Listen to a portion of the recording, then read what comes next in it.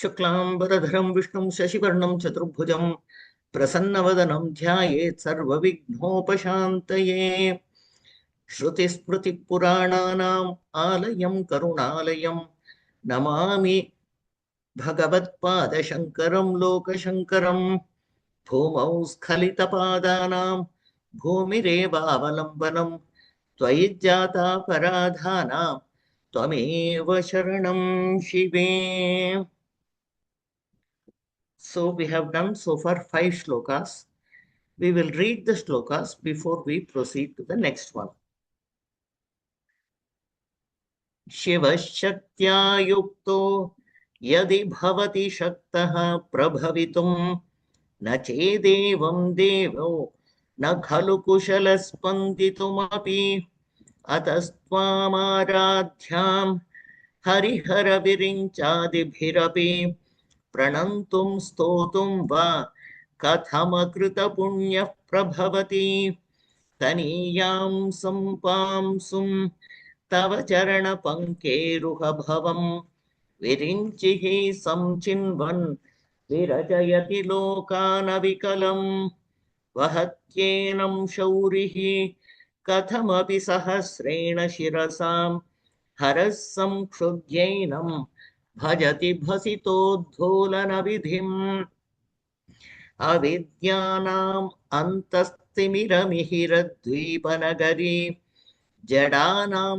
चैतन्यस्तबकमकरन्दस्रुतिझरी दरिद्राणां चिन्तामणिगुणनिका जन्मजलधौ निमग्नानां दंष्ट्रामुररिपुपरागस्य भवति त्वदन्यः पाणिभ्याम् अभयवरदो दैवतगणः त्वमेकानैवासि प्रकटितवराभीत्यभिनया भयात्रातुं दातुं फलमपि च वाञ्छासमधिकं शरण्ये लोकानां तव हि चरणावेव निपुणौ हरिस्त्वामाराध्य प्रणतजनसौभाग्यजननीं पुरानारी भूत्वा पुररिपुमपि क्षोभमनयत् स्मरोऽपि त्वां नत्वा रतिनयनलेख्येन वपुषा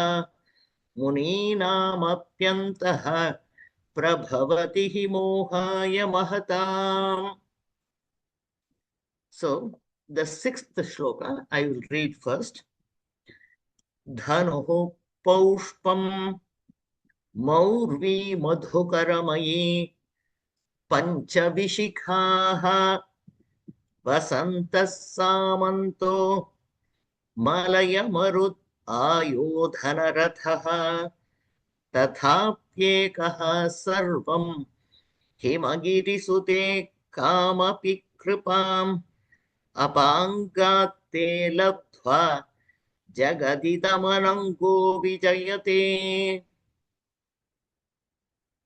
This shloka is devoted entirely to Manmatha or Kama, who is the personification of desire. And he gets great importance here. It says, Idam Jagat Sarvam Ekaha Vijayate. Okay. As a single person, he is winning over. Ekaha Vijayate. As a single person, he is winning over. Idam Jagat Sarvam, the entire universe. Who is winning? Anangaha. It refers to Manmatha, who does not have any limbs. He is incorporeal, no body, no form. Okay. Then how is he winning? Te apangat kamapi kripam labdhva. He got some blessing which cannot be described. Kamapi. It cannot be described. From your kataksham. Kamapi kripam labdhva. From your kataksha, he got the blessing. Why does Manmatha go to war? Because he wants to win over all creatures of the world. That is, he wants to subject everybody on earth to Kamam. He sets out on a chariot, bearing bows and arrows in his hands, and taking with him companions and assistants. How is his bow? उसका धनुष कैसा है? धनु paushpam. It is made up of flowers. So it is so delicate, so fragile. In Amarakosham, among the many names of Manmata, we find Pushpadhanvaha, Ratipatihi, Makaradhvaja, Atmabhuho. These are the different names we find in Amarakosham for Manmatha. Pushpadhanva also means the same as Dhanuhu Paushpam. Pancha Vishikhaha. He has 5 arrows. The bow is made up of Pushpa. And now, what are the 5 arrows?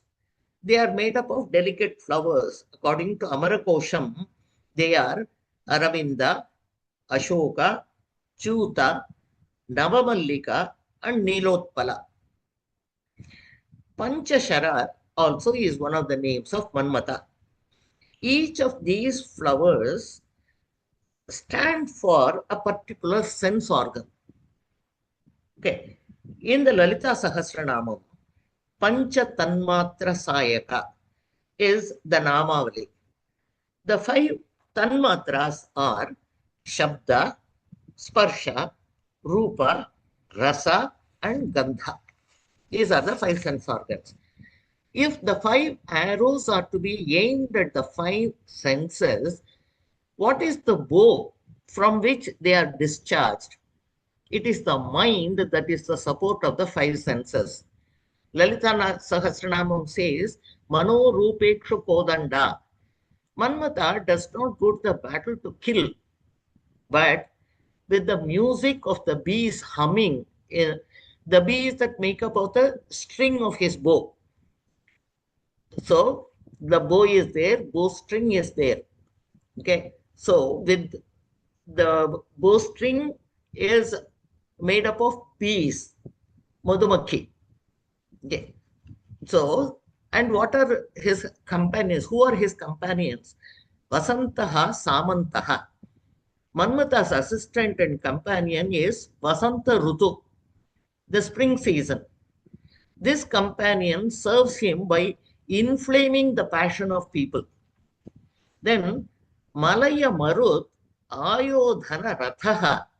Ayodhana means for the purpose of war. Rathaha chariot. Malaya Marut, the wind blowing from the mountain called Malaya. It means the cool wind with the scent of sandalwood. Chandan ka sugandh उसमें है. He spreads the extremely pleasant and cool wind by making it his chariot. Manmata has several names, namely Madana, Manmatha, Mara, Kandarpa, and Kama. Acharya chose the name Ananga here to denote how Amba, who revived him after Shiva burnt him by and just made him a force like light, sound, and wind.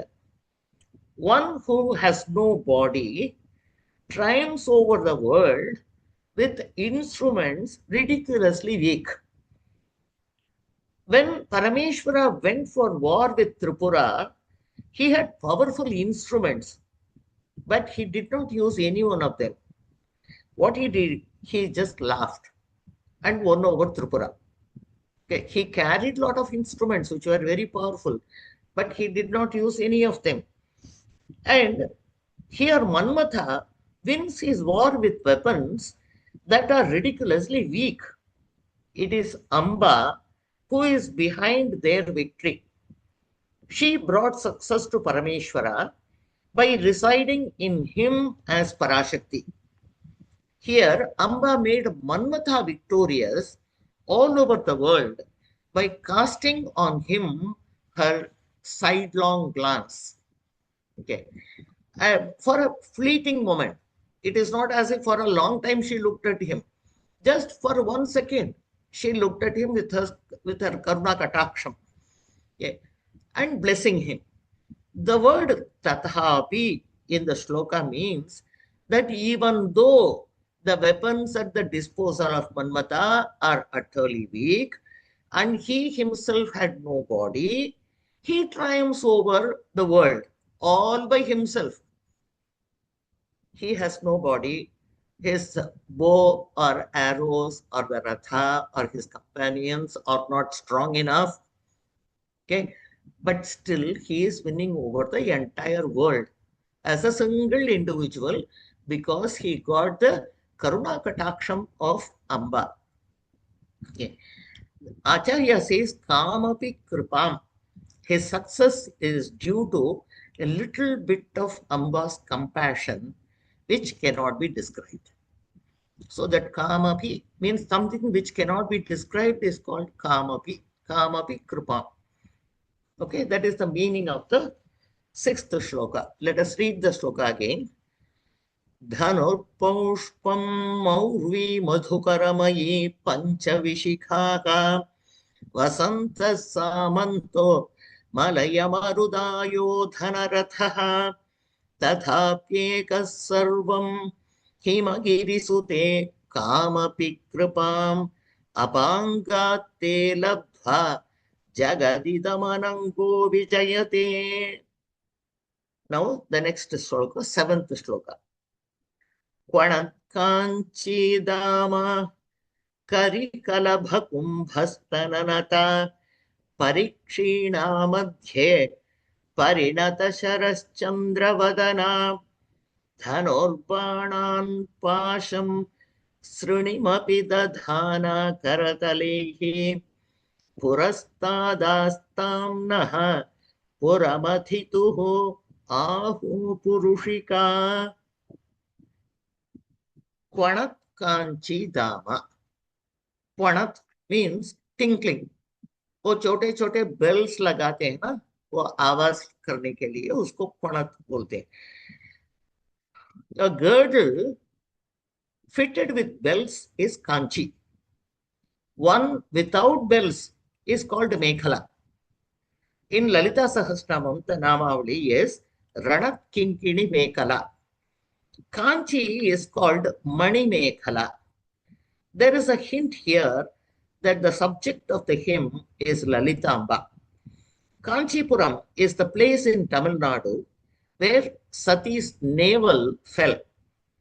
Dama means rope, rassi. Kanchi Dama.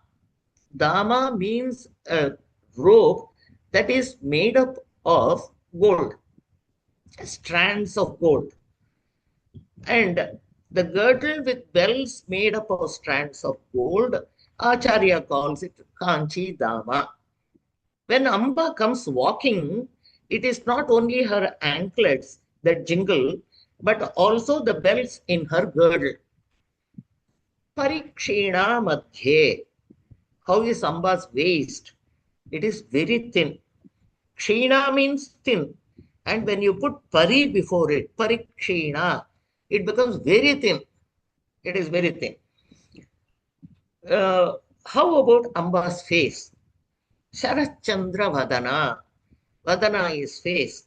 It is like an autumnal moon. Its whiteness has a special quality. Parinata means fully grown, that is full moon, Purnima. Amba's face showers the moonlight of grace. The Acharya's Kavinayam comes out in the use of pari twice in the same line. Parikshina and Parinata. Parikshina to refer to her waist and Parinata to describe her face, which is likened to full moon. In the first two lines of this shloka, her girdle, her waist, and the face are described. A deity is identified by the number of hands he or she possesses and the weapons held by him or her. Dhanur Banan Pasham Srinimapi Dadhana Karatalaihi. Amba, as Lalita Mahatripura Sundari, Rajarajeshwari, has 4 hands. The upper two bear the noose, Pasham, and goad, Ankusham. And the lower two has the bow and arrows, Dhanuhu and Banan. If we think deeply, we will realize that all worldly life is enfolded by two